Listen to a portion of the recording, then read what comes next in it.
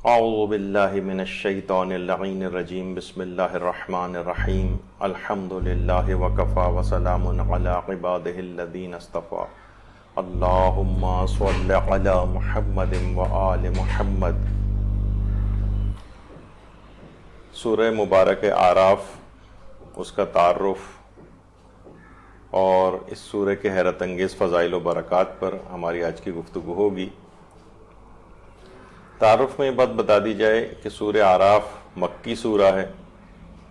قرآن کی تقریباً 80 یا 90 سورہ کے قریب جو سورہ ہیں وہ مکی سورہ ہیں، اور یہ سورہ 8ویں اور 9ویں پارے میں پایا جاتا ہے۔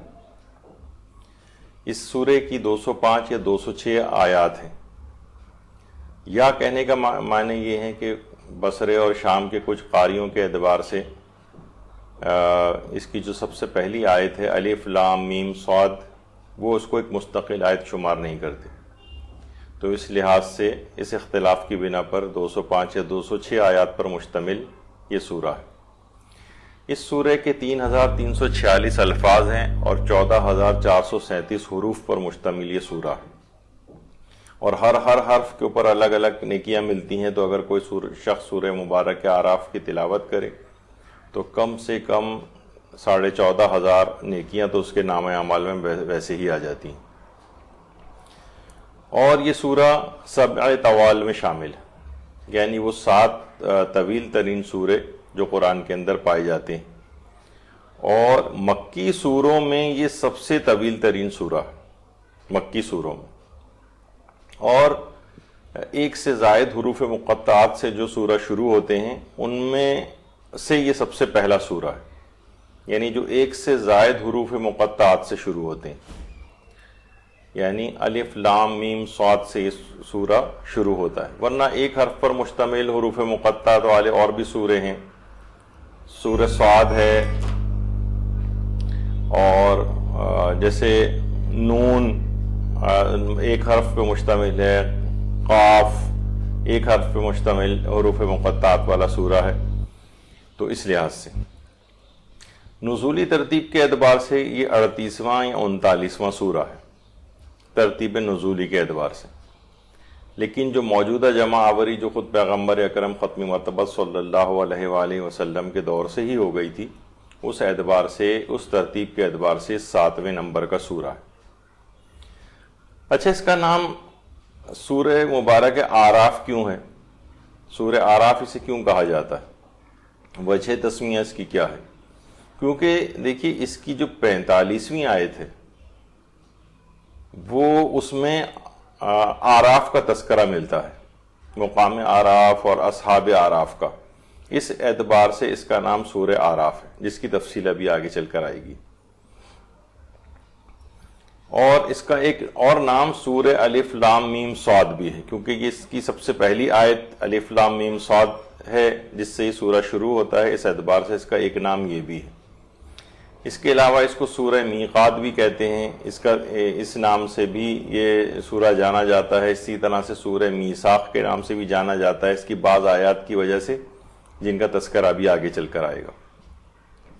اس سورہ کے فضائل کیا ہیں؟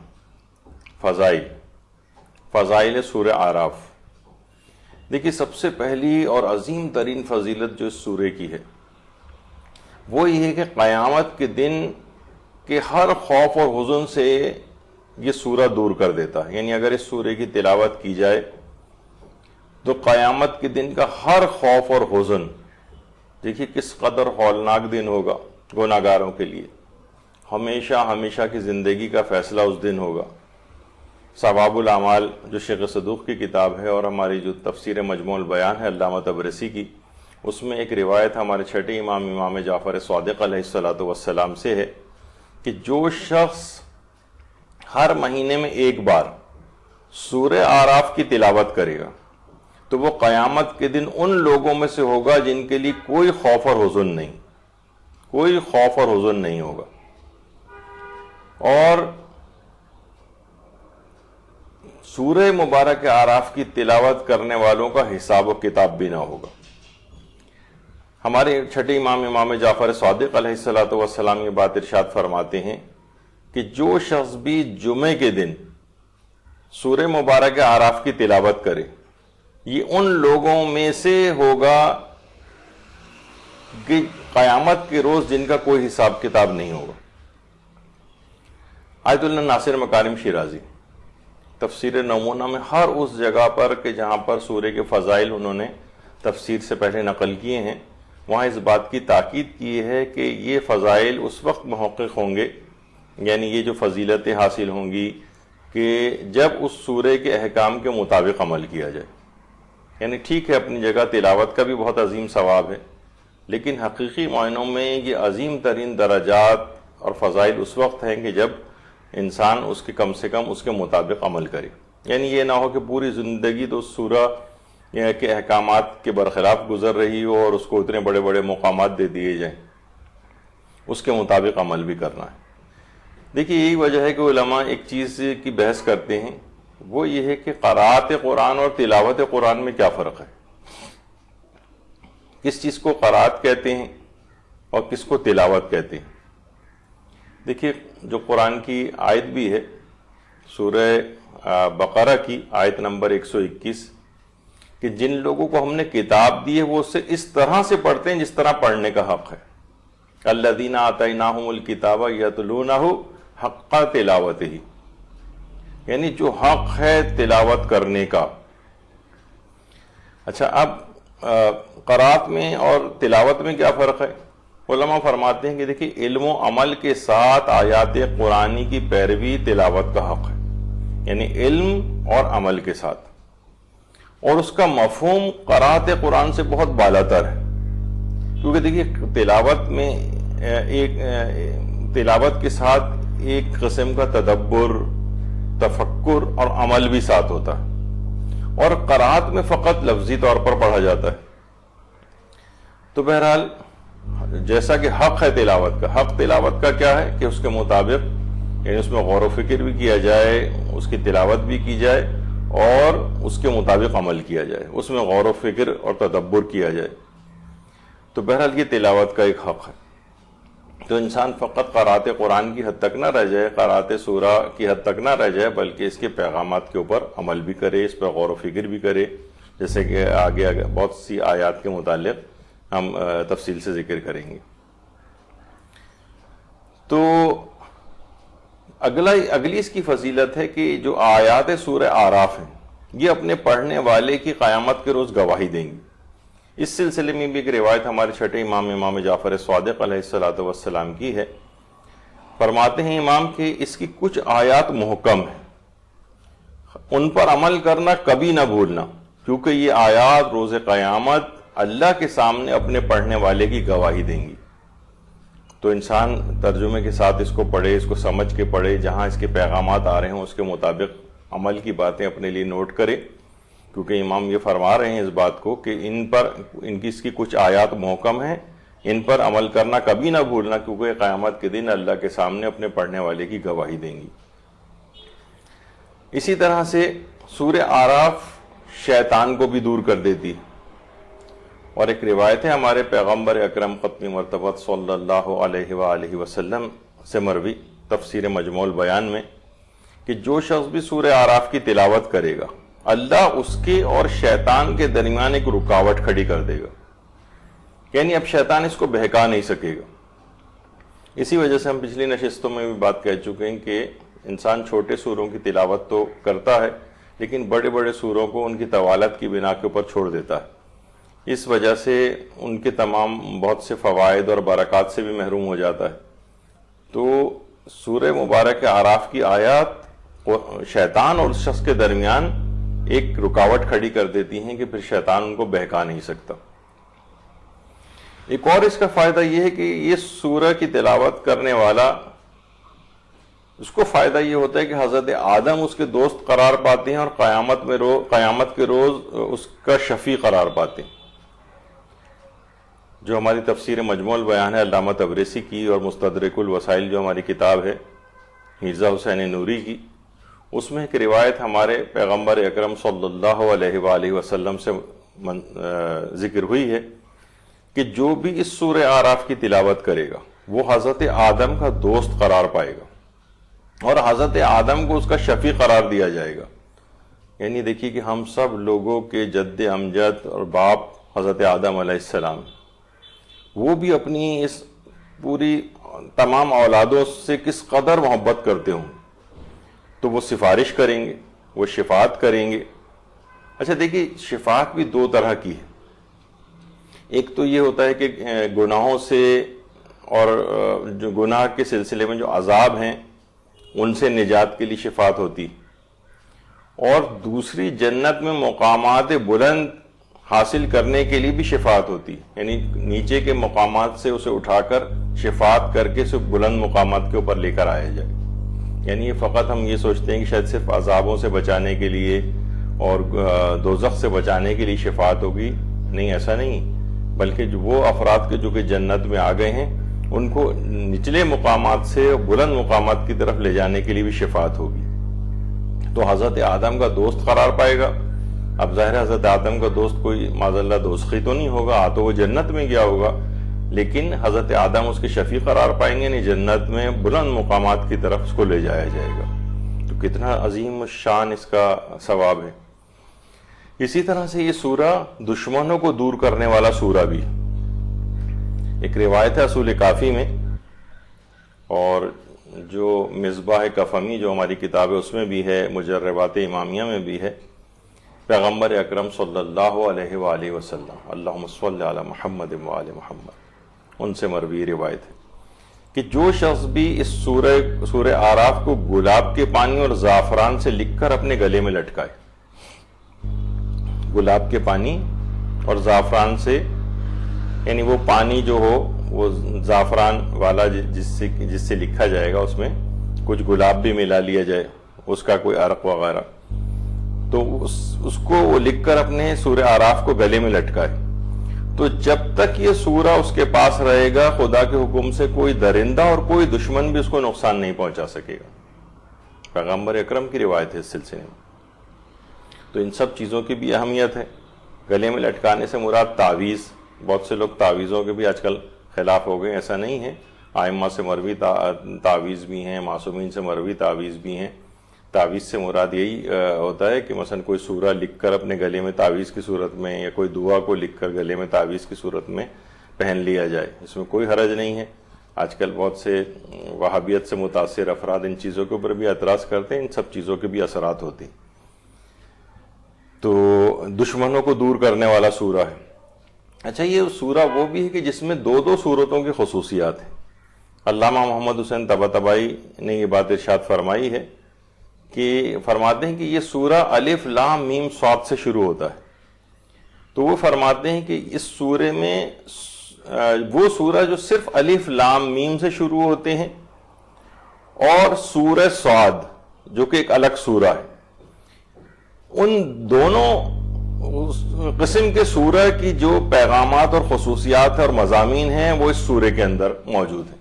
یعنی وہ سورہ جو الف لام میم سے شروع ہوتے ہیں قرآن میں، اور ایک سورہ صاد، ان سب کے کلیکٹیولی جو خصوصیات ہیں اور جو مضامین ہیں وہ سارے کے سارے صرف اس اکیلے سورہ اعراف کے اندر آ گئے.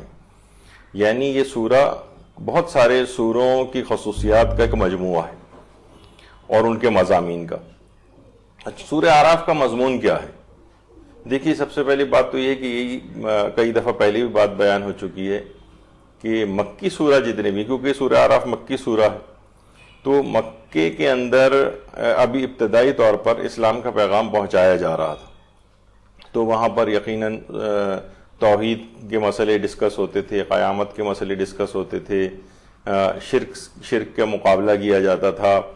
تو مکی سوروں کو جو خصوصیات ہیں وہ سورہ اعراف کے اندر بھی ہیں. اس کا بھی مضمون وہی توحید، قیامت اور شرک وغیرہ سے مقابلے کا بیان ہے. یہ سورہ اعراف کا مضمون ہے، یعنی سبجیکٹ جو ہے. اسی طرح سے سورہ اعراف رزق و روزی میں بھی بے پناہ اضافہ کرواتا ہے. وہ جو کتاب ہے خواص آیات قرآن کریم، جس کا ہم پچھلے نشستوں میں بھی اکثر حوالہ دیتے ہیں، اس میں یہ کہ سورہ اعراف کی اگر آیت نمبر 10 اس کو خالص نیت کے ساتھ جمعے کے دن اس وقت لکھا جائے کہ جس وقت نماز جمعہ ختم ہو چکی ہو، جس وقت نماز جمعہ ختم ہو چکی ہو اس وقت سورہ اعراف کی آیت نمبر 10 کو لکھا جائے. چھوٹی سی آیت ہے. اور اس کے بعد اس لکھی ہوئی جس صفحے کے اوپر لکھی جائے گی اس کو اپنے گھر میں یا اپنی دکان یا کاروبار کی جگہ پر لگائے. تو اس آیت کی برکت سے روزی میں بے پناہ اس کی فراخی نصیب ہوگی. اس کو بے پناہ فراخی. یعنی جو سورہ اعراف کی آیت نمبر 10 ہے اس میں یہ کہا ہے کہ یقیناً ہم نے تم کو زمین میں اختیار دیا ہے اور تمہارے لیے سامان زندگی قرار دیے ہیں مگر تم بہت کم شکر ادا کرتے ہو. تو زمین میں اختیار اور سامان زندگی کا قرار دینا وجعلنا لکم فیہا معائشہ. تو اس آیت کے اندر رزق اور روزی کے خزانے پوشیدہ. اس کو لکھ کر اگر اس موقع پر جمعے کے روز اس وقت جس وقت نماز جمعہ ختم ہو چکی ہوتی ہے اس وقت اس کو لکھا جائے اور اپنے گھر دکان یا کاروبار کی جگہ پر اس کو رکھ دیا جائے تو اس سے رزق اور روزی میں برکت نصیب ہوتی ہے. نماز شب پڑھنے کے لیے بڑا مددگار سورہ ہے. نماز شب کے لیے یعنی رات کو اٹھ کر عبادت کے لیے. ہمارے ہاں تو سسٹم اس قسم کا ہو گیا ہے کہ راتوں کو بہت دیر تک جاگنا اور پھر فجر سے 1-8 گھنٹے 2 گھنٹے پہلے سو جانا, اس کے بعد اٹھنا نہیں نماز فجر کے لیے. تو جب انسان واجب نماز کے لیے نہیں اٹھے گا تو نماز شب کے لیے کیسے اٹھے گا؟ جبکہ موجودہ مجتہدین کے نزدیک نماز شب کا پڑھنا اور اتنا آسان بھی ہو گیا, جیسے آغا سیستانی فرماتے ہیں مثلا کہ نماز مغربین پڑھنے کے فوراً بعد بھی اس نماز شب کو پڑھا جا سکتا ہے. لیکن لوگ اس کے باوجود بھی صرف نظر کرتے ہیں. اچھا, نماز شب کے لیے مددگار سورہ کیسے ہے کہ سورہ اعراف کی 3 آیات جن کے متعلق ابھی آگے چل کر گفتگو آئے گی ہماری بڑی تفصیل سے. یہ 3 آیات ہیں, آیت نمبر 54, آیت نمبر 55 اور آیت نمبر 56. یہ 3 آیات خواص آیات قرآن کریم کے نام سے جو کتاب ہے اس میں بھی یہ بات بیان ہوئی ہے کہ جو ان 3 آیات کو پڑھے اور خدا سے خواہش رکھے کہ پروردگار اس کی نیند کو کم کر دے, خاص طور پر سونے سے پہلے اس کو پڑھے, کہ پروردگار سے خواہش رکھے اس کو سونے سے پہلے پڑھتے وقت کہ پروردگار اس کی نیند کو کم کر دے تاکہ وہ شب میں عبادت کے لیے قادر ہو سکے.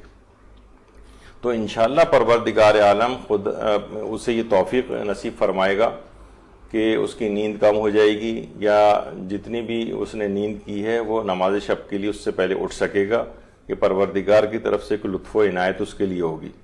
یعنی اگر سونے سے پہلے روزانہ سورہ اعراف کی یہ 3 آیات اگر ان کو زبانی یاد کر لے, ویسے تو اگر 10-15 روز بھی مستقل ان کو پڑھتا رہے تو یہ آیات خود بخود اس کو زبانی طور پر بھی یاد ہو جائیں گی. تو روزانہ سونے سے پہلے کوئی زیادہ وقت نہیں لگے گا, 1 منٹ سے بھی کم میں ان آیات کو پڑھ سکتا ہے. تو اگر واقعی وہ سیریس ہے نماز شب اور دیگر عبادات کے لیے رات کو اٹھنے کے لیے, تو پروردگار عالم اس کے دل میں اس طرح کا شوق پیدا کر دے گا اور اسے توفیق نصیب فرمائے گا کہ وہ رات کو اٹھ کر فجر سے پہلے نماز شب کو پڑھ سکے اور عبادت خدا انجام دے سکے.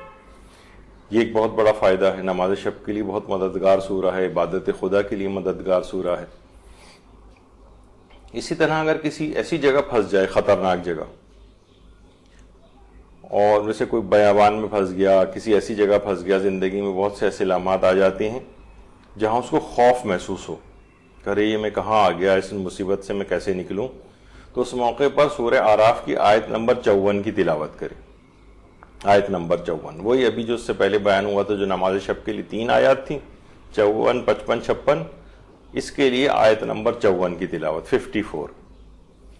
تو روایت میں یہ بات آئی ہے کہ فرشتے اس کی حفاظت کریں گے اور شیاطین کو بھی اس سے دور کر دیں گے. اچھا, شیاطین سے مراد ہمیشہ وہ جنات والے شیاطین مراد نہیں ہوتے, بلکہ بہت سے شیاطین ایسے جو انسانی شکلوں میں گھوم پھر رہے ہیں, نقصان پہنچانے والے افراد. تو چاہے وہ انسانی شکلوں میں ہوں یا جنات والے شیاطین ہوں, ان سب سے حفاظت ہو جاتی ہے. پھر بہت بڑا فائدہ یہ ہے کہ جنت میں اربوں درجات کی بلندی, جنت کے دیکھیں درجات کی کوئی حد اور انتہائی نہیں, کروڑوں اربوں درجات بلند کیے جائیں گے جو سورہ اعراف کی تلاوت کرتا ہے. پیغمبر اسلام ختم مرتبت صلی اللہ علیہ وآلہ وسلم اللہم صلی علی محمد وآل محمد سے روایت ہے کہ جو اس سورے کی تلاوت کرے گا دنیا میں یہودیوں اور عیسائیوں کی تعداد کے برابر جنت میں درجات اس کے بلند کیے جائیں گے۔ پچھلی نشستوں میں بھی یہ بات بیان ہوئی تھی کہ تقریباً اس وقت پوری دنیا میں 2.5 ارب سے زیادہ عیسائیوں کی تعداد ہے، 1.5 کروڑ کے قریب یہودی ہیں، تو اس لحاظ سے اربوں درجات اس کے جنت میں بلند ہوں گے کہ ان کی تعداد کے برابر۔ اور اگر اس سے مراد یہ ہو کہ جب سے یہودی مذہب ہے اس سے لے کر اور قیامت تک جتنے بھی یہودی اور عیسائیوں کی تعداد جو ہے اس کے برابر اگر ثواب، تو سوچیے کہ پھر یہ تعداد اور اس کا ثواب کہاں تک جائے گا۔ تو بہرحال جنت میں بے تحاشا درجات اس کے بلند کیے جائیں گے جو سورہ اعراف کی تلاوت کرتا ہے۔ اچھا دیکھیے سورہ اعراف کس وقت نازل ہوا تھا؟ سورہ اعراف کا نزول کا وقت اس وقت تھا کہ جب مکے میں مسلمان بہت سخت حالات میں تھے، اقتصادی حالات، معاشی حالات انتہا سے زیادہ خراب تھی، قریش نے بائیکاٹ کیا ہوا تھا اور شیب ابی طالب میں محصور ہو کر مسلمان رہ گئے تھے۔ تو یہ جو اقتصادی محاصرہ تھا، علامہ طباطبائی نے تفسیر المیزان میں بات لکھی ہے کہ یہ اقتصادی محاصرے کے دوران عہد و پیمان لوگوں کو یاد دلانا تھا اور اس کی اہمیت کو بیان کرنا مقصود تھا جو انسانوں نے اللہ سے کیا تھا عالم الست میں، جس کی ابھی تفصیل آگے آئے گی ان آیات کے کچھ مشہور آیات کے ضمن میں، کہ اللہ کو وہ عہد و پیمان یاد دلانا تھا کہ جو کہ اس سورے میں آگے چل کر آیت زر کے اندر پروردگار عالم نے بیان کیا۔ تو اس موقع پر یہ نازل ہوا تھا کہ جس وقت مسلمان بڑے شدید اور سخت ترین حالات میں تھے۔ اچھا جو اس کی مشہور ترین آیات اس میں سب سے زیادہ مشہور آیات سخرہ ہیں یا آیت سخرہ، آیت یا آیات سخرہ۔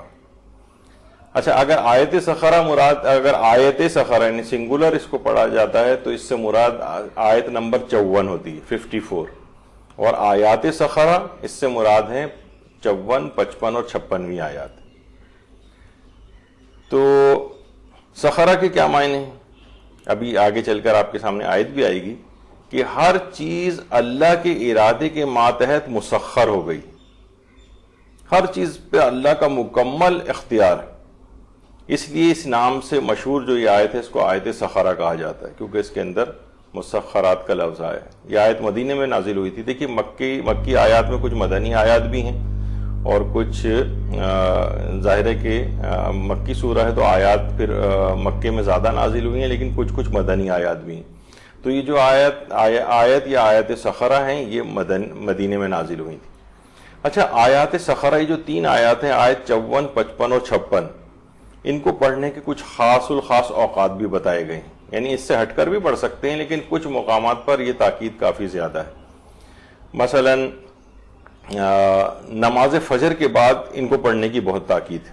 بڑی معرکۃ العرب آپ سنیں گے کہ کتنی اس کے فوائد ہیں، تو نماز فجر کے بعد اس کو پڑھا جائے۔ کچھ خاص مواقع ایسے ہیں کہ جس وقت مثلا حاجیوں کے عرفات پہنچنے کا وقت، عام مسلمان عموماً 9 ذی الحجہ کی صبح کے قریب وہاں پر پہنچتے ہیں، اور شیعہ کاروان جو ہیں وہ بہت سی انتظامی مجبوریوں کی وجہ سے 8 کی رات کو ہی وہاں پر پہنچ جاتے ہیں۔ تو بہرحال جس وقت بھی انسان عرفات کے میدان میں پہنچے تو وہاں پہنچ کر آیات سخرہ ان 3 آیات کی تلاوت کرے۔ تو اگر وہ مثلا 9 کو پہنچ رہا ہے یا 8 کی رات ہی کو پہنچ رہا ہے تو اس وقت ان آیات کی تلاوت کرے۔ پھر ایک اور موقع کہ جس موقع پر خصوصیت کے ساتھ اس بات کی تاکید ہے کہ ان آیات سخرہ کو پڑھا جائے، وہ ہے مثلا خاص طور پر مسجد میں داخل ہوتے وقت، جب انسان کسی مسجد میں داخل ہو تو ان آیات کو پڑھتا ہوا مسجد میں داخل ہو۔ اچھا آیت سخرہ ایک آیت ہے یا 3 آیات ہیں؟ ابھی ہم بار بار اس کا ذکر کر رہے تھے کہ یا تو اگر اس سے مراد ایک آیت ہے تو 54ویں آیت ہے، اور 3 آیات ہیں تو 56 تک ہیں، 56 تک۔ تو علامہ مجلسی فرماتے ہیں کہ اس سے مراد فقط ایک ہی آیت ہے، یعنی 54ویں آیت، اور فرماتے ہیں کہ جو 55 اور 56ویں جو آیات ہیں ان کو احتمال کی بنیاد پر شامل کیا گیا، احتمال کی بنیاد پر. جو میرۃ العقول ہے علامہ مجلسی کی کتاب، اس میں علامہ مجلسی نے یہ والی بات لکھی. البتہ جو شیخ بہائی ہیں اور دیگر عرفاء ہیں وہ اس کی اگلی دو آیات 55 اور 56 کو بھی آیات سخرہ میں شامل کرتے ہیں. وہ کہتے ہیں کہ 54 کے ساتھ 55 اور 56 بھی تلاوت کی جائے. یعنی شیخ بہائی اور عملیات کے بہت سے ماہرین اور عرفاء حضرات جو ہیں وہ ان 3 آیات کو شامل کرتے ہیں. پھر ایک اور موقع کہ جہاں پر اس کے پڑھنے کی بہت تاکید ہے وہ ہے آیت سخرہ کو محتضر کے سرہانے پڑھا جائے. یعنی جو شخص حالت احتضار میں ہو اور سکرات کے عالم میں ہو، وہاں پر ایسے موقع پر جو کہ بہت ہی خطرناک لمحہ اور موقع ہوتا ہے، اس موقع پر ان آیات کو جو محتضر ہے اس کے سرانے پڑھا جائے. اور اس کی پوری تفصیل ہے کہ حالت احتضار میں کون کون سی چیزیں اس وقت پڑھنی چاہیے. اس سلسلے میں مدرسے کی ایک مختصر سی کتاب بھی ہے، بعد میرے مرنے کے کام یہ ہیں کرنے کے. اس کے اندر ان کی تفصیل یہ ضرور ہر گھر میں اس لحاظ سے ہونی چاہیے کہ کبھی بھی ان چیزوں کے پیش آ جاتا ہے گھر میں، ظاہر اموات بھی ہوتی ہیں، تو اس وقت اہم ترین مواقع کے اوپر کون کون سے اعمال انجام دینے چاہیے اس وقت لوگوں کو پتہ نہیں ہوتا اور پریشان ہوتے ہیں. تو مردے کو بھی اس سے فائدہ ہوگا، مرنے والے کو بھی، اور جو پڑھ رہے ہیں ان افراد کو بھی بہت فائدہ ہوگا، بہت ثواب حاصل ہوگا. اور یہی بات جواہر الکلام جو ہماری بڑی معرکۃ الآراء کتاب ہے، شیخ محمد حسن صاحب جواہر الکلام کے نام سے جو مشہور ہے، اس میں بھی انہوں نے جواہر الکلام میں بھی بات لکھی ہے کہ محتضر کے سرانے اگر اس کو پڑھا جائے تو انتہائی سکون اور اطمینان کے ساتھ اس کی جان نکل جاتی. اور البتہ میں نے ایک مومن مرنے والے کے سرہانے میں نے خود بھی ان آیات کی تلاوت کا مجھے شرف ملا تھا پڑھنے کا، تو میں نے خود اس بات کو مشاہدہ کیا تھا کہ انتہائی سکون، اطمینان اور آرام کے ساتھ ان کی جان نکل گئی تھی، جس طرح سے بس جیسے کوئی گہری نیند سو رہا ہو، نہ کوئی اضطراب نہ کوئی پریشانی، اس طرح سے جان نکلی. تو واقعاً ان آیات کی تلاوت کا اس موقع پر بہت زیادہ فائدہ پتہ چلتا ہے انسان کو. تو یہ آیت 54 تا 56 یہ محتضر کے سرانے پڑھی جائے. اس کے علاوہ ایک اور خاص وقت جو سورہ اعراف کی آیات سخرہ کا ہے وہ ہے نافلہ ظہر کی 6 رکعت میں. نافلہ ظہر کی 6 رکعت میں ان 3 آیات کا پڑھنے کا بھی فقہاء نے استحباب نقل کیا ہے. اس کے علاوہ جس وقت بھی انسان دعا مانگنا چاہے اور دعا کی قبولیت کے لیے بھی دعا کی اس سے پہلے آیات سخرہ کی تلاوت کرے. مستدرک الوسائل میں مرزا حسین نوری انہوں نے جلد نمبر 4 میں مستدرک الوسائل کی ہمارے چھٹے امام جعفر صادق علیہ السلام کی روایت نقل کی ہے کہ چھٹے امام نے ایک دفعہ آسمان کی جانب نگاہ کی اور سورہ آل عمران کی آیت نمبر 190 تلاوت کی. ان فی خلق السماوات والارض واختلاف اللیل والنہار لآیات لأولی الالباب. پہلے تو امام صادق علیہ السلام نے پہلے سورہ آل عمران کی آیت نمبر 190 تلاوت فرمائی اور اس کے بعد آیت سخرہ یعنی 54ویں آیت تلاوت کی سورہ اعراف کی، اور اس کے بعد پھر دعا مانگی. یعنی چھٹے امام نے سورہ آل عمران کی آیت نمبر 190 پڑھنے کے بعد اور ان ربکم اللہ الذی خلق السماوات والارض فی 6 ایام ثم استوی علی العرش سے لے کر آخر تک یہ اس آیت کی تلاوت کی. یعنی آیات سخرہ میں آیت سخرہ جو 54ویں آیت ہے اس کی تلاوت کی اور اس کے بعد پھر دعا مانگی. تو چھٹے امام کی سیرت بھی اس میں ہے کہ انسان جب بھی دعا مانگے کم سے کم ان 2 آیات قرآنی کو پڑھ کر آسمان کی جانب نگاہ کرے اور پھر دعا مانگے. اسی طرح سے سوتے وقت بھی دیگر کچھ آیات کے ساتھ ان آیات سخرہ کو پڑھنے کا الگ سے بھی نقل ہوا ہے. بحار الانوار میں علامہ مجلسی نے بہار کی 87ویں جلد 87 میں چھٹے امام جعفر صادق علیہ السلام سے یہ بات نقل فرمائی ہے کہ اگر کوئی شخص سوتے وقت 3 بار آیت الکرسی کی تلاوت کر لے، اور 1 دفعہ آیت شہد اللہ، سورہ آل عمران کی آیت نمبر 18 جو ہم نے اس سے پہلے بیان کی تھی۔ اس کے علاوہ آیت سخرہ، یہی 54ویں آیت، اور ایک آیت سجدہ، اس کو اگر تلاوت کر لے تو خدا اسے شیطان کے شر سے محفوظ رکھے گا، اور 30 فرشتے مقرر کرے گا جو اس کے لیے حمد کریں گے، اس کے لیے تسبیح کریں گے، اس کے لیے تکبیر پڑھیں گے، اس کے لیے تحلیل یعنی ان لا الہ الا اللہ کا ورد کریں گے، اور اس پڑھنے والے کے لیے مغفرت کی دعا کریں گے، اور اس کا تمام ثواب جو فرشتے یہ سب اعمال انجام دیں گے، وہ 30 فرشتے، اس کا ثواب اس شخص کو عطا کیا جائے گا کہ جو ان 3 مرتبہ آیت الکرسی، 1 دفعہ آیت شہد اللہ ہو، اور آیت سخرہ 54ویں آیت اور آیت سجدہ اگر کوئی شخص پڑھے گا تو یہ 30 فرشتے جتنی بھی یہ عبادات اور اذکار انجام دیں گے، سب کا ثواب اس پڑھنے والے شخص کو عطا کیا جائے گا۔ اس کے علاوہ علماء فرماتے ہیں کہ آیات سخرہ جو ہیں سکون قلب کے لیے بہت مفید ہیں۔ انسان پریشان ہوتا ہے، اذیت میں مبتلا ہوتا ہے، بہت سی مشکلات کے اندر گھرا ہوا ہوتا ہے، اس وقت آیات سخرہ اس کو سکون قلب عطا کرتی ہیں۔ اسی طرح سے جادوگروں اور شیاطین سے حفاظت کے لیے بھی یہ سورہ یا آیات سخرہ جو ہیں یہ بہت مجرب ہیں کہ یہ ان چیزوں سے بچاتی ہیں، جادوگروں کے شر سے بچاتی ہیں، شیاطین کی شر سے بچاتی ہیں۔ اسی طرح سے انسان پریشان ہوتا ہے شک اور وسواس کی بیماری سے نجات کے لیے، اور ایک روایت ہے جو کہ شرح اصول کافی جو ملا صالح مازندرانی نے لکھی ہے، اس میں بھی چھٹے امام جعفر صادق علیہ السلام سے ایک روایت نقل ہوئی ہے جس کے مطابق شک و وسواس کو دور کرنے کے لیے آیت سخرہ جو ہے اس کو 70 مرتبہ پڑھنا بہت مفید ہے، یا تو 54ویں یا 56 ہی اگر پڑھ لی جائیں اور 70 ٹائمز پڑھ لی جائیں تو انسان شک اور وسواس کی بیماری اس سے دور ہو جاتی ہے۔ یہ بہت زیادہ لوگوں کے سلسلے میں یہ چیز دیکھنے میں آئی ہے، بہت لوگ شکایت کرتے ہیں شک اور وسواس بہت زیادہ ہوتے ہیں، تو اس سے نجات کے لیے ان آیات سخرہ کو یا 54ویں آیت کو اگر پڑھا جائے 70 دفعہ 70 ٹائمز تو اس کو بہت مفید ہے اس کے لیے۔ اسی طریقے سے مرتبہ یقین پر فائز ہونے کے لیے، دیکھیے یقین ایک بہت بلند درجہ ہے۔ جو لوگ بھی گناہ کرتے ہیں، یعنی جو آدمی جس قدر گناہ گار ہوتا ہے وہ اتنا ہی زیادہ اس میں یقین کی کمی ہوتی۔ دیکھیے جس کا اسے یقین حاصل ہوتا ہے نا کہ اس میں میرے لیے نقصان ہے، وہ انسان پھر کرتا نہیں۔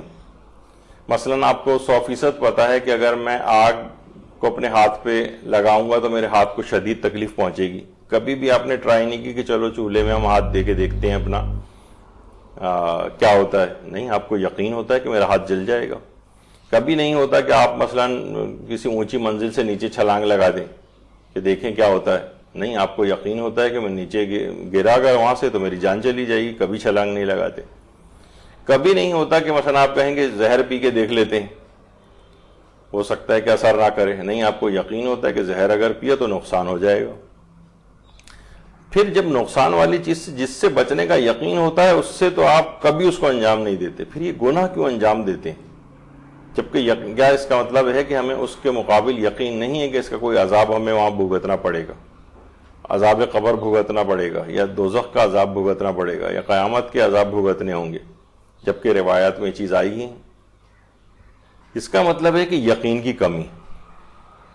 تو ہمارے جو خیالات فاسدہ ہوتے ہیں ہمارے اندر، اوہام ہوتے ہیں، اور اپنی باطن کی صفائی کے اعتبار سے 70 بار ان آیات سخرہ کی اگر تلاوت کی جائے تو انسان کے یقین میں اضافہ ہو جاتا ہے، یقین میں اضافہ۔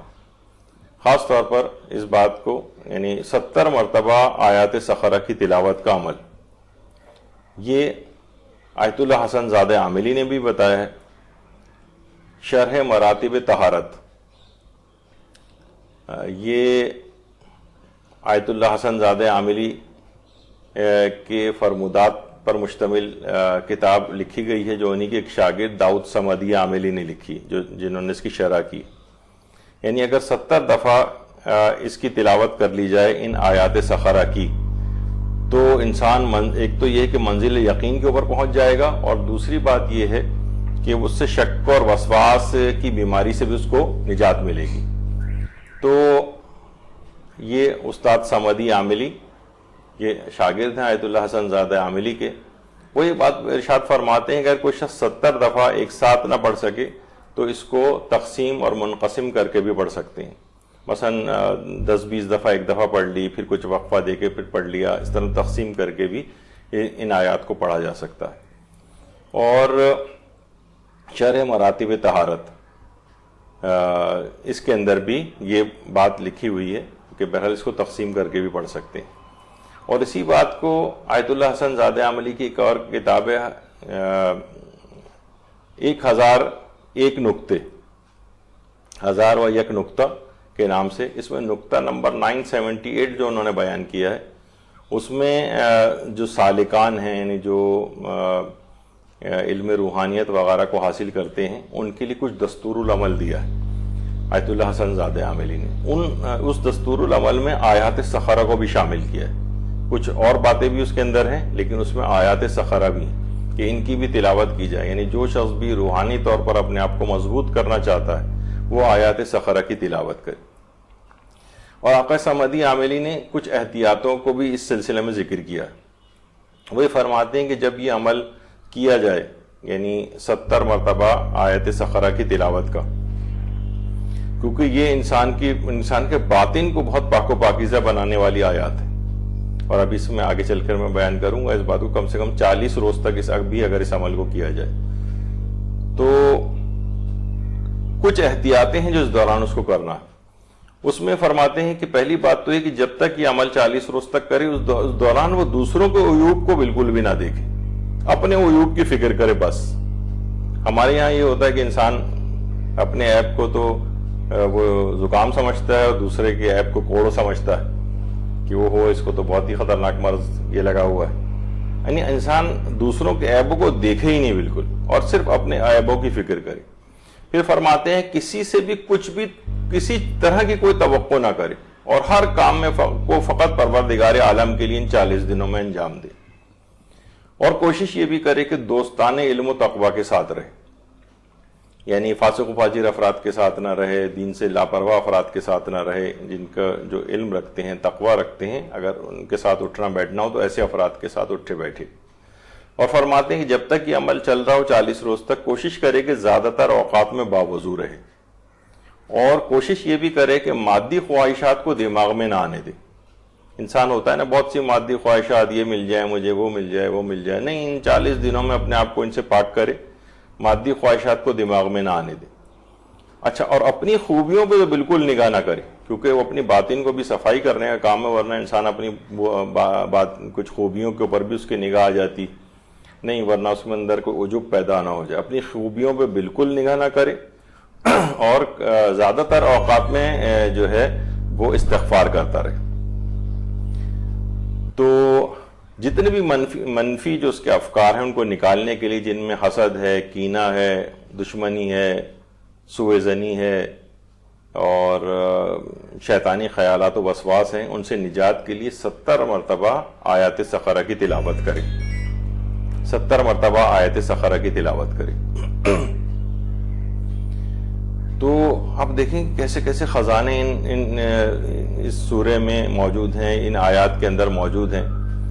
یہی وجہ ہے کہ شیخ محمد تقی شوستری، یہ ہمارے بڑے عالم اور عرفا میں جن کا شمار ہوتا ہے، وہی فرماتے تھے، اس کا ایک اور فائدہ نقل کرتے تھے ان آیات سخرہ کا، کہ جس کو بھی جنات وغیرہ سے تکلیف پہنچ رہی ہو، یا جنات اس کے گھر میں آمد و رفت رکھتے ہوں، جنات اس کے گھر میں آمد و رفت رکھتے ہوں، تو وہ 70 مرتبہ آیات سخرہ کو بلند آواز سے پڑھے. 70 مرتبہ آیات سخرہ کو بلند آواز سے پڑھے. اور ویسے اس سے جو ہے شیاطین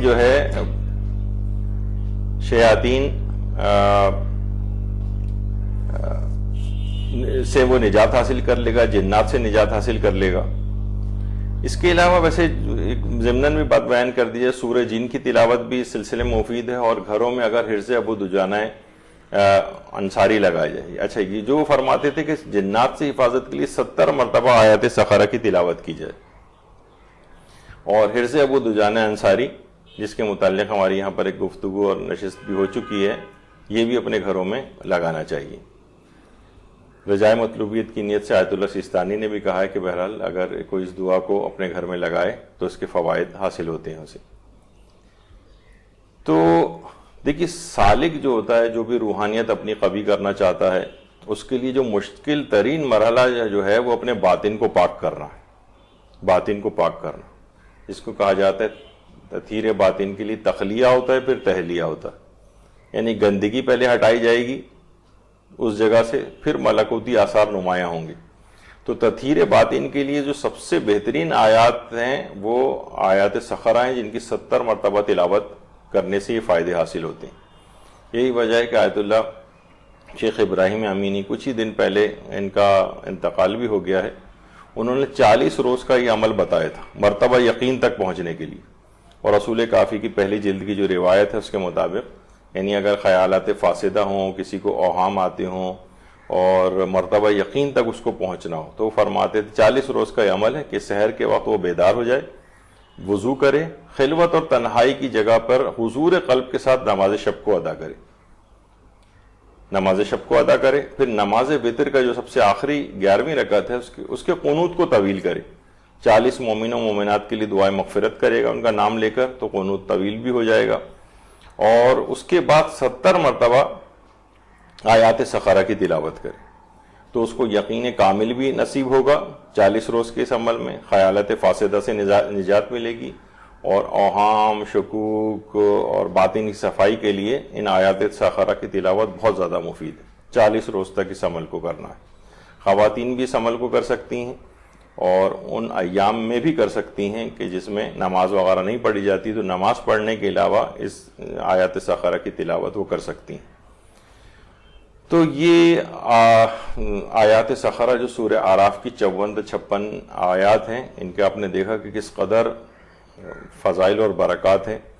یہ مشہور ترین آیات میں سے ایک یا 3 آیات تھیں سورہ اعراف کی۔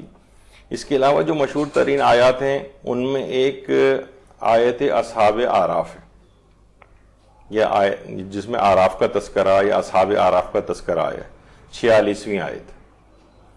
وَبَيْنَهُمَا حِجَابٌ وَعَلَى الْأَعْرَافِ رِجَالٌ يَعْرِفُونَ كُلًّا بِسِيمَاهُمْ وَنَادُوا أَصْحَابَ الْجَنَّةِ أَنْ سَلَامٌ عَلَيْكُمْ لَمْ يَدْخُلُوهَا وَهُمْ يَطْمَعُونَ، اور ان دونوں یعنی بہشت اور دوزخ کے درمیان پردہ ہے، یعنی ایک حد فاصل ہے، اور اعراف پر کچھ لوگ ہوں گے جو ہر ایک کو اس کی علامت سے پہچان لیں گے، اور وہ بہشت والوں کو پکار کر کہیں گے کہ تم پر سلام ہو، اور یہ لوگ ابھی بہشت میں داخل نہیں ہوئے ہوں گے لیکن اس بات کی خواہش رکھتے ہوں گے کہ ہم جنت میں چلے جائیں۔ یہ ہے آیت نمبر 46 نمبر کی یہ مشہور ترین آیات میں سے آیت اصحاب اعراف یا آیت اعراف کہی جاتی۔ اعراف کیا ہے؟ دیکھیے اعراف جنت اور دوزخ کے درمیان کی ایک جگہ ہے، وہ جو گلستان میں شیخ سعدی نے جو ایک بیت لکھی ہے نا کہ حوران بہشتیرا دوزخ بود اعراف از دوزخیاں پرس کے اعراف بہشت است، یعنی جو حوران جنت ہیں وہ اعراف کو دوزخ سمجھتی ہیں، اور دوزخی جو ہیں وہ اعراف کو جنت سمجھتے ہیں۔ یہ درمیان کی ایک جگہ ہے۔ علامہ طباطبائی نے تفسیر المیزان میں لکھا ہے کہ وہاں کچھ افراد ہوں گے جو اعراف کے اوپر ہوں گے، جہاں سے وہ جنتی اور دوزخیوں کو دیکھ سکتے ہیں۔ اچھا، یہ اصحاب اعراف کون ہیں؟ ہمارے اہل سنت برادران یہ کہتے ہیں کہ یہ وہ لوگ ہوں گے جن کے نیک اور بد اعمال بالکل برابر ہوں گے، لیکن شیعوں کے نزدیک جو ان کے پاس روایات ہیں اس میں اصحاب اعراف سے مراد انبیاء اور ائمہ علیہم السلام، اللہم صلی علی محمد وآل محمد، خاص طور پر پیغمبر اکرم اور ائمہ اطہار علیہم السلام۔ علامہ طباطبائی نے البتہ بعض مفسرین کے حوالے سے یہ بات بھی لکھی کہ اصحاب اعراف فرشتوں کو اعراف کے مقام پر یعنی ہر شخص پر نازل کیا جائے گا اور ان کو وہ شکلوں سے پہچانتے ہوں گے. یعنی اس سے مراد کچھ مفسرین نے کہا فرشتے ہیں جو وہاں پر ہیں جو ہر شخص کو ان کی شکلوں سے پہچانتے ہیں. اچھا بہرحال دیکھیے جو مقام اعراف ہے وہاں پر کچھ لوگ یہ کہتے ہیں کہ جناب یہاں پر وہ اطفال اور مجانین ہوں گے، یعنی یہاں پر رکھے جائیں گے کہ جو کہ یعنی اعراف میں کون رہے گا اس جنت و دوزخ کے درمیان کی جگہ کو، یعنی چھوٹے بچے جو انتقال کر جاتے ہیں یا مجنون و پاگل جو افراد ہوتے ہیں ان کو وہاں پہ رکھا جائے گا، یا زمانہ فطرت کے اندر یعنی دو انبیاء کے درمیانی زمانہ جو ہوتا ہے، ایک نبی چلا گیا ہے اس کے بعد دوسرا نبی کے جو درمیانی پیریڈ ہوتا ہے اس میں جو افراد آئے ان کو وہاں پر رکھا جائے گا، یا بہت سے مستضعفین کو رکھا جائے گا جن تک حق پہنچ نہیں سکا، حق مشکوک ہو گیا ان کے نزدیک، ان کو کوئی بتانے والا نہیں تھا، ایسے افراد کو وہاں پر رکھا جائے گا. تو بہرحال کچھ وقت کے لیے اعراف کے مقام پر کچھ افراد کو وہاں پر رکھا جائے گا. اور تو یہ بہت مشہور اس کی آیت ہے، آیت نمبر 46، آیت اصحاب اعراف. اس کی تفصیل آپ اس کے اندر تفاسیر کے اندر پڑھ سکتے ہیں. اس کے علاوہ مشہور ترین آیات میں ایک آیت نمبر 172 جسے آیت میثاق کہا جاتا ہے. آیت میثاق یہ 172ویں آیت ہے، اور اس آیت میں کیا ہے، اور وہ وقت یاد کرو جب تمہارے پروردگار نے بنی آدم کی پشتوں سے ان کی نسل کو نکالا جو نسلاً بعد نسلاً پیدا ہونے والی تھی، اور ان کو خود ان کے اوپر گواہ بناتے ہوئے پوچھا کیا میں تمہارا پروردگار نہیں ہوں؟ سبھی نے جواب دیا ہاں ہے، بے شک ہم گواہی دیتے ہیں کہ تو ہمارا پروردگار ہے. یہ کارروائی اس لیے کی گئی تھی کہیں تم قیامت کے دن یہ نہ کہہ دو کہ ہم تو اس بات سے بے خبر تھے. یہ آیت میثاق کہلاتی. اسے آیت زر بھی کہا جاتا ہے، یعنی عالم زر.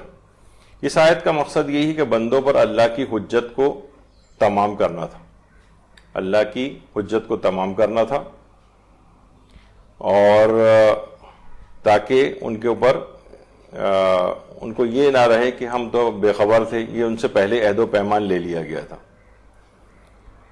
اچھا اس عہد و پیمان کو لیا گیا تھا، ایک عالم زر تھا. اس کے لیے حضرت امیر المومنین علیہ الصلوۃ والسلام سے ایک روایت بھی ہے. ایک شخص نے ایک دفعہ آ کر حضرت امیر سے کہا کہ مولا میں آپ سے محبت کرتا ہوں. امام نے فرمایا نہیں تو مجھ سے محبت نہیں کرتا، جو روایت کا مفہوم ہے. اس نے کہا کہ مولا آپ میرے دل کی حالت کو بتا رہے ہیں.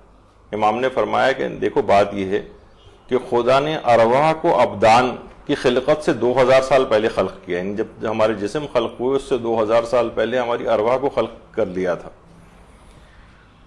تو جو وہاں پر ایک دوسرے سے مانوس تھے اور محبت کرتے تھے وہ یہاں بھی ایک دوسرے سے مانوس اور محبت کرتے ہیں. امام نے فرمایا میں نے تجھ کو وہاں نہیں دیکھا تھا. تو ایک دفعہ کسی نے اور دفعہ آ کر امیر المومنین سے بات دریافت کی تھی کہ مولا یعنی کیا وجہ ہے کہ بعض اوقات ہم بیٹھے بیٹھے افسردہ اور غمگین ہو جاتے ہیں. تو امام نے یہی بات فرمائی تھی کہ صاحبان ایمان کی روحیں ظاہری خلقت سے پہلے ایک دوسرے سے مانوس تھی. تو یہی وجہ ہے کہ جب دنیا کے کسی گوشے میں بھی کسی مومن کا انتقال ہوتا ہے اور یا اس پر کوئی مصیبت آتی ہے تو تم بھی غم زدہ ہو جاتی ہو. یعنی تمہیں یعنی وہ جس وقت عالم زر میں تم اس سے یعنی مفہوم روایت کا کہ جو تم مانوس تھے اور محبت کرتے تھے تو اس دنیا میں اگر کہیں وہ دور بھی چلا گیا ہے تو اس کے انتقال پر یا وہ کسی مشکل میں ہوتا ہے تو تم غمزدہ ہو جاتے ہو، لیکن تمہیں پتہ نہیں چلتا کہ غمی کی کیفیت تم پر کس وجہ سے ہے. اچھا اب جب یہ میثاق لیا گیا تھا، اب ایک سوال یہ ہوتا ہے کہ بھئی یہ میثاق اگر لیا گیا تھا تو ہم کو یاد کیوں نہیں رہا؟ تو دیکھیے بہت سی مصلحتوں کی وجہ سے یہ چیز ہمیں بھلا دی گئی. بعض مصلحتوں کی وجہ سے یہ بھی ممکن ہے کہ پروردگار عالم کی مصلحت تھی کہ یہ چیز ہم بھولے رہیں. اور کچھ علماء نے اس کی تھوڑی تفصیل بھی لکھی کہ دیکھیے عالم ملکوت میں ہماری ارواح تھی، جب یہ عالم مادی میں منتقل ہوئی تو اس کے لیے ایک حادثہ تھا، یعنی ایک عالم سے دوسرے عالم کے اندر منتقل ہونا. جیسے ہمارے ہاں بھی میڈیکل سائنس میں بھی دیکھیے ہوتا ہے کہ بعض اوقات کوئی حادثہ ہو گیا، کوئی چوٹ دماغ پر لگی، کوئی بھی اس طرح سے کوئی چیز ہوئی تو بعض اوقات یہ ہوتا ہے کہ اس واقعے سے پہلے کی کچھ چیزیں بھول جاتے ہیں. جسے ریٹروگریڈ ایمنیجیا کہلاتے ہیں، یا انٹیروگریڈ ایمنیجیا ہوتا ہے، یعنی کسی خاص واقعے کے بعد کی چیزیں آپ جو ہیں وہ بھول جائیں. تو یہ عالم روحانی سے یا ملکوتی سے جس وقت عالم مادی میں ہم منتقل ہوئے تو یہ ہماری روح کے لیے ایک حادثہ تھا جس سے وہ چیزیں بھول گئی. یعنی پروردگار عالم کی مصلحت بھی اس میں تھی. وہ افراد کے جن کی روحانیت بہت قوی ہوتی، جیسے حضرت امیر المومنین علیہ الصلوۃ والسلام فرماتے تھے کہ مجھے وہ عہد و پیمان اچھی طرح سے یاد ہے جو پروردگار عالم نے ہم سے وہاں لیا تھا، اور میں ان آدمیوں کو بھی اچھی طرح پہچانتا ہوں جو اس وقت میرے دائیں اور بائیں موجود تھے. تو بہرحال کہ جن کی روحانیت قوی اور مضبوط ہوتی ہے ان کو وہ عہد و پیمان یاد بھی ہوتا ہے. یعنی یہ سوال یہ تھا نا کہ پھر آخر وہ عہد و پیمان اور میثاق میں یاد کیوں نہیں ہے؟ تو اس کی بہت سی وجوہات علماء نے بیان کی. اچھا، اب جو مشہور ترین آیات ہیں آیت میثاق کے علاوہ آیت خذوا زینتکم عند کل مسجد. اے اولاد آدم، ہر نماز کے وقت زینت کرو اور کھاؤ پیو. تو دیکھیے یہ ایک زمانہ تھا کہ جب کفار و مشرکین برہنہ طواف کیا کرتے تھے خانہ کعبہ کا. سوائے قریش کے باقی جتنے بھی کفار تھے وہ برہنہ طواف کرتے تھے. اچھا، اس کی بہت سی وجوہات کی گئی، یعنی علماء نے بتائی ہیں کہ ایسا کیوں وہ کرتے تھے جو تاریخ میں ملتا ہے. یعنی دیکھیے اس کے بعد زینت کر کے اچھی حالت میں پروردگار کی عبادت کے سامنے انسان پیش ہو کہ جس وقت وہ عبادت کر رہا ہو. تو برہنہ طواف کیوں کرتے تھے؟ کہا جاتا ہے کہ وہ یہ کہتے تھے کہ ایسے لباس جس میں ہم نے گناہ کیے ہیں اس میں ہم عبادت خدا انجام نہیں دیں گے. تو پھر اس لحاظ سے برہنہ طواف کرتے تھے. کچھ علماء یہ کہتے ہیں کہ نہیں، یہ اقتصادی چال بازی تھی. قریش نے ایک اپنا مخصوص برانڈ کا احرام بنایا ہوا تھا کہ یا تو اس برانڈ کا احرام یا لباس پہن کر طواف کرو گے ورنہ برہنہ طواف کرو. جیسے آج بھی ہمارے بہت سے سکولز وغیرہ میں ہوتا ہے نا کہ جناب فلاں فلاں دکان سے ہی آپ نے کتابیں خریدنی ہیں اور کاپیاں خریدنی ہیں، فلاں فلاں دکان سے ہی آپ نے یونیفارم خریدنا ہے بچوں کا. یا ہمارے بہت سے ہاسپٹلز جو ہوتے ہیں ان کے جناب ہمارے ہاسپٹل کی لیب سے ہی آپ کو ٹیسٹ کرانا ہے، کسی اور کا ہم نہیں مانیں گے. اسی طرح سے انہوں نے بھی کر رکھا تھا کہ غریب افراد جو افورڈ نہیں کر سکتے تھے وہ برہنہ طواف کرتے تھے، اور امیر جو ہیں وہ برانڈڈ احرام پہن کر، حتیٰ کہ جوتے تک پہن کر طواف کرتے تھے. اور اگر وہ کوئی خرید نہیں سکتا تھا تو اس کے لیے ضروری تھا کہ وہ کسی بھی قرشی سے، یعنی قریش کے کسی فرد سے احرام کرائے پر لے لے. اس سے بھی ان کو بہت آمدنی ہوتی تھی. تفسیر قومی تو یہاں تک کہ حتیٰ کہ عورتیں تک برہنہ طواف کیا کرتی تھی. زمانے جاہلیت میں یہ بہت اتنا زیادہ معیوب نہیں سمجھا جاتا تھا. ظاہر ہے کہ جتنا اب تو خیر اس طرح کے بہت سے حالات یہاں پر بغیر طواف اور عبادت کے بھی پیدا ہو گئے، جتنا مختصر لباس.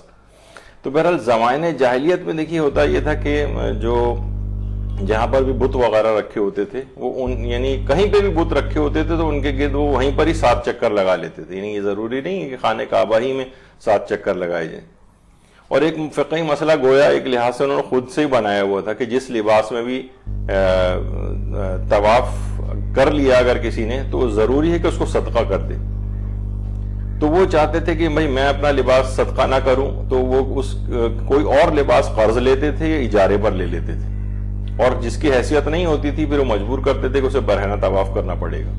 یعنی یا یہ ان کا یہ تھا کہ جو بھی پہلی بار حج کر رہا ہو اسے اپنے لباس کو پھینک دینا ضروری ہے، اور جو بھی اپنے لباس کو کھونا نہیں چاہتا تھا وہ عریاں طواف کر لیتا تھا.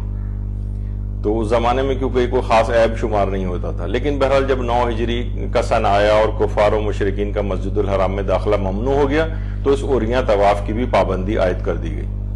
اور بہرحال اس کے بعد یہ آیات جو ہیں یعنی جس میں مسلمانوں کو زینت کے ساتھ عبادت خدا یعنی بہترین لباس میں، اچھے لباس کے اندر، یعنی عند کل مسجد سے مراد یہ نہیں کہ مسجد میں جاتے وقت فقط، یعنی جو بھی عبادت انجام دی جائے وہ اچھے لباس میں زینت کے ساتھ انجام دی جائے. پر انسان خوشبو لگائے، اچھے لباس کو پہنے، صاف ستھرا لباس ہو، میلا نہ ہو، اس طرح کی چیزیں. یعنی گھر میں عموماً دیکھا جاتا ہے کہ مرد حضرات کہ جناب بس ایسی شارٹس پہن کے نماز پڑھ لی، یا مثلاً پھٹا ہوا بنیان پہن کے مثلاً نماز پڑھ رہے ہیں یا اس طرح سے. یعنی وہ پروردگار عالم کے سامنے انسان جس وقت جائے تو وہ زینت کے ساتھ جائے، اچھی حالت کے اندر اس کو چاہیے کہ نماز پڑھے. تو یہ آیت خذوا زینتکم عند کل مسجد، یعنی اس کے ضمن میں یہ تھوڑی سی باتیں نقل ہوئی ہیں.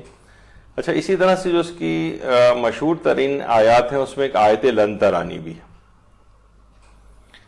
لن ترانی آیت 143. اور جب حضرت موسیٰ ہمارے مقرر کردہ وقت پر آ گئے اور ان کے پروردگار نے ان سے کلام کیا تو انہوں نے کہا پروردگار مجھے اپنا جلوہ دکھا دے تاکہ میں تیری طرف نگاہ کر سکوں. ارشاد ہوا تم مجھے کبھی نہیں دیکھ سکو گے، مجھے کبھی نہیں دیکھ سکو گے. قال لن ترانی. اب تو اسی وجہ سے اس آیت کو آیت لن ترانی کہا جاتا ہے، جس میں نفی ابد آئی، یعنی انسان کبھی کبھی ہمیشگی کے ساتھ کبھی اللہ کو نہیں دیکھ سکتا. یہاں پر ایک سوال ابھرتا ہے کہ جب حضرت موسیٰ کو علم تھا اس بات کا کہ ناممکن ہے پروردگار عالم کو دیکھنا، تو انہوں نے درخواست کیوں کی تھی پھر؟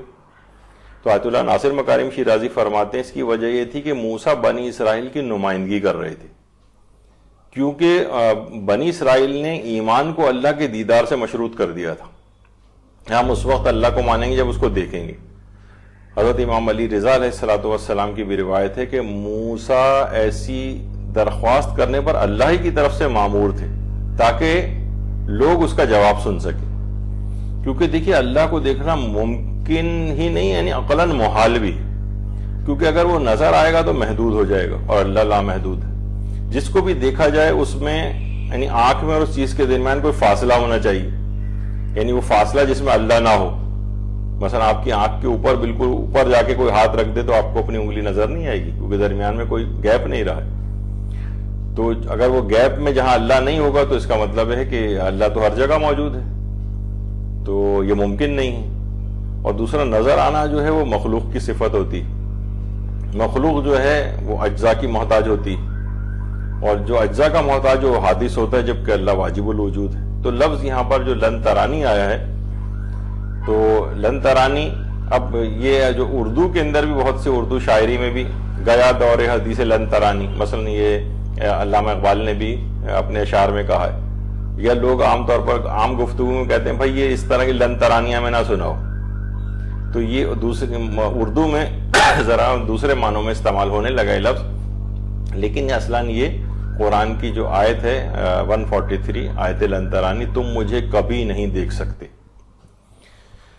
تو اس میں نفی ابد ہے، یعنی ہمیشہ ہمیشہ نہیں دیکھ سکو. اب پھر وہ اس کی الگ بحث ہے کہ وہاں پر کوہ طور پر حضرت موسیٰ کو فرشتے کا نور دکھائی دیا تھا یا کن کا نور تھا، وہ اس کی ایک الگ تفاسیر کے اندر آپ اس کو پڑھ سکتے ہیں جو ہمارے اس وقت موضوع سے خارج ہے. اس کے بعد آیت نمبر 175 ہے جو کہ بلعام باعور اس کی مذمت میں آیت آئی، اور انہیں اس شخص کی خبر سنائی جس کو ہم نے اپنی آیتیں عطا کی، پھر وہ ان سے بالکل الگ ہو گیا اور شیطان نے اس کا پیچھا پکڑ لیا اور وہ گمراہوں میں سے ہو گیا. اور اگر ہم چاہتے تو اسے انہی آیتوں کے سبب بلند کر دیتے، لیکن وہ خود زمین کی طرف جھک گیا اور اس نے خواہشات کی پیروی اختیار کر لی. تو اب اس کی مثال اس کتے جیسی ہے کہ اس پر حملہ کرو تو بھی زبان نکالے رہے اور اسے چھوڑ دو تب بھی زبان نکالے رہے. یہ اس قوم کی مثال ہے جس نے ہماری آیات کی تکذیب کی. تو اب ان قصوں کو بیان کریں کہ شاید یہ غور و فکر کرنے لگیں. تو یہ تفسیر مجموع البیان میں علامہ طبرسی نے یہ بات لکھی ہے کہ ایک بہت ہی عابد و زاہد شخص تھا بلعام باعور نام کا، جس نے شیطان کی پیروی اختیار کر لی تھی. بلعام باعور کی قوم نے حضرت موسیٰ اور ان کے لشکر کے لیے اس سے درخواست کی تھی کہ تم بہت ہی مستجاب الدعوات ہو، تمہاری دعائیں ساری قبول ہوتی ہیں، تم حضرت موسیٰ اور ان کے لشکر کے لیے بد دعا کرو. تو بلعام باعور نے کہا بھائی اگر میں نے ایسا کیا تو دنیا اور آخرت تو میری تباہ و برباد ہو جائے گی. قوم نے اصرار کیا کہ اگر نہیں تو میں بد دعا کرنی چاہیے. تو اس نے اپنی قوم کی بات مان لی اور حضرت موسیٰ کے لیے بد دعا کی اور حضرت موسیٰ کے لشکر کے لیے بد دعا کی. تو اللہ نے اپنی رحمت اس پر سلب کر لی اور بلعم باعور جو ہے خسارہ اٹھانے والوں میں سے ہو گیا.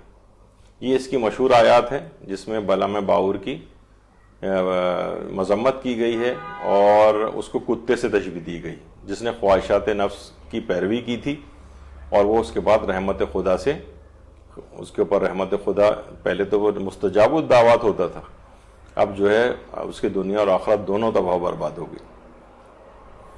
یہ اس کی مشہور ترین آیات ہیں. اس کے علاوہ ایک آیت انسات 204ویں جو آیت ہے جس کے اندر یہ چیز بیان ہوئی ہے کہ وَإِذَا قُرِئَ الْقُرْآنُ فَاسْتَمِعُوا لَهُ وَأَنصِتُوا لَعَلَّكُمْ تُرْحَمُونَ.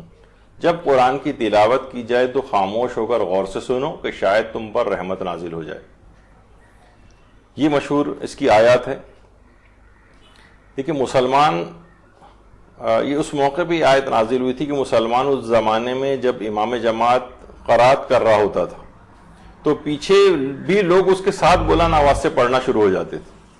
یعنی لوگ بھی جماعت سے نماز پڑھ رہے ہیں لیکن جو پیش امام پڑھ رہا ہے وہ سب لوگ بھی بلند آواز سے پڑھ رہے ہیں تو ان کی آواز بلند ہو جاتی تھی. اور آج بھی ہم یہ دیکھتے ہیں کہ جب بہت سے افراد جو بلند آواز سے پڑھی جانے والی خاص طور پہ نمازیں ہیں پیش امام بھی قرات اور تلاوت کر رہا ہوتا ہے جس کے الگ فقہی احکام بھی ہیں، تو بہت سے لوگ جو اس مسئلے سے واقف نہیں ہیں وہ بھی بلند آواز سے پڑھتے ہوئے نظر آ رہے ہوتے ہیں. بعد میں ان کو بتایا جاتا ہے یا برابر والا کوئی ٹوکتا ہے کہ بھائی یہ آپ نے غلط کیا تھا، آپ کو خاموشی سے سننا چاہیے تھا. تو تب یہ آیت نازل ہوئی اور مسلمانوں کو خاموش رہ کر امام جماعت کی قرات سننے کا حکم دیا گیا. اچھا بعض افراد اس سے خود سے بھی ایک چیز استنباط کرتے ہیں. یہ ایک بہت بڑا ایک اعلامیہ اور وہ ہے کہ بغیر روایات کے قرآن میں اس طرح سے صرف بس قرآن پڑھ رہے ہیں اور لفظی طور پر بہت سارے ہم دیکھتے ہیں کہ اس طرح سے افراد ہیں جنہوں نے قرآن فہمی اس طرح سے شروع کر رکھی اور خود سے پھر فقہی حکم بھی بنا لیتے ہیں کہ بھائی دیکھیے جس وقت بھی قرآن پڑھا جائے تو اس وقت خاموشی سے سننا چاہیے، یہ واجب ہے. حالانکہ یہ جو حکم ہے یہ نماز جماعت کے لیے. مثلا اگر کہیں تلاوت قرآن ہو رہی ٹھیک ہے انسان ادب میں خاموش ہو کر سننے لگے اچھی بات ہے، لیکن یہ کوئی واجب وغیرہ کا مسئلہ نہیں اور نہ یہ اس موقع کی آیت ہے. یہ اصلا نماز جماعت میں جس وقت پیش امام بلند آواز سے قرات قرآن کر رہا ہو اس وقت خاموشی کے ساتھ سننا ضروری ہے، اس وقت کا یہ حکم ہے. تو اچھا علامہ طبرسی نے یہ بات اور بھی لکھی ہے کہ بعض مسلمان دوران نماز آ کر نماز مثلا بیچ میں شامل ہو رہے ہیں نماز میں اور آ کر پوچھتے تھے کہ کون سی رکعت ہے، تو وہ جو نمازی نماز جماعت پڑھ رہا ہوتا تھا وہ کہتا تھا فلاں رکعت ہے. تب یہ آیت نازل ہوئی کہ نماز میں اس طرح سے خاموش ہو کر بات سنو، یعنی بات چیت نہ کرو بلکہ خاموشی سے جو قرات ہو رہی ہے اس کو سنو. وہ جو لطیفہ بھی مشہور ہے نا کہ اسی طرح سے کچھ افراد کھڑے ہوئے نماز پڑھ رہے تھے، ایک شخص بیچ میں آ کر آیا، اس نے پوچھا کون سی رکعت ہے، تو دوسرے شخص نے بتایا کہ فلاں رکعت ہے. تو تیسرا شخص جو اسی قطار میں کھڑا ہوا تھا صف میں، اس نے کہا ارے یہ تم کیا کر رہے ہو، نماز میں بولا نہیں جاتا ہے، نماز بولنے سے نماز ٹوٹ جاتی ہے. چوتھا بولتا ہے کہ خدا کا شکر ہے کہ میں نہیں بولا. تو بہرحال اس طرح سے سبھی کی نماز خراب ہو گئی. تو لطیفے بھی اس کے جو ہے وہ بنائے گئے ہیں. تو بہرحال یہ جو ہے عام حالات کا حکم نہیں ہے، نماز جماعت کا حکم ہے. اسی طرح سے جو اس کی مشہور آیات ہیں ان میں ایک آیت نمبر 42 ہے جسے جو کہ تکلیف مالا یطاق کی ممنوعیت سے متعلق ہے. یعنی جو اس کی آیت نمبر 42 ہے بہت سی طریقے سے آئی ہے. لا یکلف اللہ نفسا الا وسعہا بھی ہے، لا نکلف نفسا الا وسعہا بھی ہے کہ جن لوگوں نے ایمان اختیار کیا اور نیک اعمال کی ہم کسی نفس کو اس کی وسعت سے زیادہ تکلیف نہیں دیتے، اس پر یعنی ایسی اس پر تکلیف نہیں ڈالتے جسے وہ اٹھا نہ سکے. یعنی اتنی ہی ہم اس پر تکلیف شرعی ڈالتے ہیں یا اس کو اتنی ہی مصیبتوں میں مبتلا کرتے ہیں. بہرحال یہ ہے کہ یہاں پر یعنی تکلیف شرعی بھی اس سے مراد ہے کہ جسے مثلا اللہ کبھی بھی نہیں آپ سے نہیں کہے گا، اسے پتہ ہے کہ آپ ہوا میں اڑ نہیں سکتے، کبھی آپ کو حکم نہیں دیا جائے گا کہ ہوا میں اڑو. بعض اوقات یہ بھی ہوتا ہے جسے ہماری فقہ میں مسئلہ حرج بھی کہا جاتا ہے کہ اگر آپ پر کوئی شخص روزہ رکھ ہی نہیں سکتا ہے تو اس کے لیے روزہ رکھنا حرام ہو جاتا ہے. کبھی کسی جس کے معذور ہو کوئی شخص، دونوں ٹانگیں نہ ہو، اسے کبھی اسلام نہیں کہے گا کہ تم جو ہے دوڑو. تو بہرحال یہ تکلیف مالا یطاق، یعنی ایسی تکلیف اٹھانے کا اسلام حکم نہیں دیتا جس کا اس نے حکم ہی نہیں. یعنی ہر شخص کو اپنی جتنی اس کے اندر استعداد ہے اس سے بڑھ کر پروردگار حکم نہیں دیتا ہے، اور ہر شخص کی استعداد الگ الگ بھی ہوتی. ایک شخص کا حکم دوسرے شخص کے اوپر نہیں لگایا جاتا. اس کی بڑے فقہی مباحث ہیں اور بڑے اس کی اپلیکیشنز ہیں، الگ الگ ہیں. بہت سے لوگ بہت اس طرح کے ہوتے ہیں، بڑے اسٹرانگ ٹائپ کے ہوتے ہیں، وہ بہت سی چیزوں کو برداشت کر لیتے ہیں، ان کے لیے بعض اوقات حکم الگ ہو جاتا ہے. اور جو اس سے کم تر ہوتے ہیں، بعض اوقات جو ہو سکتا ہے دوسرا اعتراض کرے کہ ارے بھائی تم نے صرف اس وجہ سے روزہ چھوڑ دیا. لیکن ہر شخص کی اپنے اوپر چھوڑا گیا ہے کہ تمہارے لیے جو چیز ناممکن ہو جائے، کرنا ممکن نہ رہے، تو پھر وہ چیز تمہارے لیے معاف ہو سکتی. لیکن اس کی بڑی اپلیکیشنز ہیں، بہرحال جو اس وقت اس پہ ہم ڈسکس نہیں کر رہے. اچھا، اسی طرح سے اس کی ایک مشہور آیت ہے کہ خذ العفو وامر بالعرف اعرض عن الجاہلین. اے رسول، درگزر اختیار کرو، اچھے کاموں کو حکم دو اور جاہلوں سے منہ پھیر لو. وَأَعْرِضْ عَنِ الْجَاهِلِينَ، یہ آیت نمبر 199 ہے. یہ بھی اس کی مشہور آیات میں سے ہے. اس کے علاوہ دیکھیے اس سورہ اعراف میں بہت سے قصے بیان ہوئے ہیں، یہ آپ اس کے اندر پڑھ سکتے ہیں. مثلا جنت میں حضرت آدم و حوا کا واقعہ اور قصہ اس میں بیان ہوا ہے. اس کے علاوہ کچھ انبیاء ہیں جیسے حضرت نوح علیہ السلام، حضرت صالح علیہ السلام، حضرت لوط علیہ السلام، حضرت شعیب علیہ السلام اور حضرت موسیٰ کے واقعات نقل ہوئے ہیں. اس کے علاوہ آیات احکام ہیں، وہ اس کے اندر آئی ہیں. مثلا نماز کو قبلہ رخ پڑھنے کا حکم ہے، جو اس کی 29ویں آیت ہے. اچھا، اس میں البتہ پھر ظاہر ہے کہ نماز کو قبلہ رخ پڑھا جائے، لیکن یہ کہ مستحب نماز میں سواری پر انسان اگر بیٹھا ہو یا چلتے ہوئے نماز پڑھ رہا ہو تو اس وقت قبلہ رخ پڑھنے کا حکم نہیں ہے. لیکن اگر اسٹل کھڑے ہو کر نماز مستحب پڑھ رہا ہے تو پھر اسے قبلہ رخ ہونا پڑے گا. واجب نماز میں قبلے کا خیال کرنا ہے. اور اسی طرح اس میں آیات حکام میں نماز میں مثلا جسم کو چھپانے کا مسئلہ 26ویں آیت میں بیان ہوا ہے. مسجد میں داخلے کا حکم بیان ہوا ہے. امر بالمعروف کا حکم آیت نمبر 199 میں بیان ہوا ہے. اس کے علاوہ نماز جماعت کو میں خاموشی سے قرات پیش امام سننا، یہ بھی آپ نے اس سے پہلے سنا. تو یہ سورہ بڑا ہی عظیم ترین سورہ ہے. اس کے بہت زیادہ فضائل ہیں، اس میں بہت مشہور آیات ہیں، جس میں آیت سخرہ خاص طور پر آپ نے دیکھا کہ اس کے کس قدر فضائل اور عملیات ہیں. تو اس سورے کو الگ سے بھی چاہیے کہ انسان اس سورے کو پڑھے. اگرچہ سورہ ذرا طویل ہے لیکن اس کے باوجود اس کے فضائل و برکات اتنے زیادہ ہیں. خاص طور پر سونے سے پہلے یا مختلف اوقات میں اس کی ان 3 آیات کو پڑھنے کا، جو آیت 54 تا 56 آیات ہیں آیات سخرہ، ان کو تو اپنا معمول بنا لینا چاہیے. اور مہینے میں کم سے کم ایک دفعہ سورہ اعراف کی تلاوت اگر کیلنڈر پہ مارک کر لی جائے اور اس کو پڑھا جائے تو بے پناہ فضائل، بے پناہ اس کو فوائد حاصل ہوں گے. تو سورہ اعراف کا یہ جو مختصر سا تعارف اور اس کے مختصر سے فضائل جو یہاں پر بیان ہوئے، کیونکہ یہ تو اس قدر عظمت رکھتے ہیں کہ اگر اس پہ تدبر و غور و فکر کیا جائے تو انسان نہ جانے کیا کچھ ان سورہ سے حاصل کر سکتا ہے. تو صرف اس کے اندر اشارے کرتے ہوئے ہم گزرے ہیں، اور یہ سورہ اعراف کا ایک تعارف اور اس کے فضائل و برکات آپ کی خدمت میں پیش ہوئے. انشاءاللہ اگلی نشست میں اس کے بعد والا جو سورہ ہے اس پر ہماری گفتگو ہوگی. وصلی اللہ علی محمد وآلہ الطیبین الطاہرین.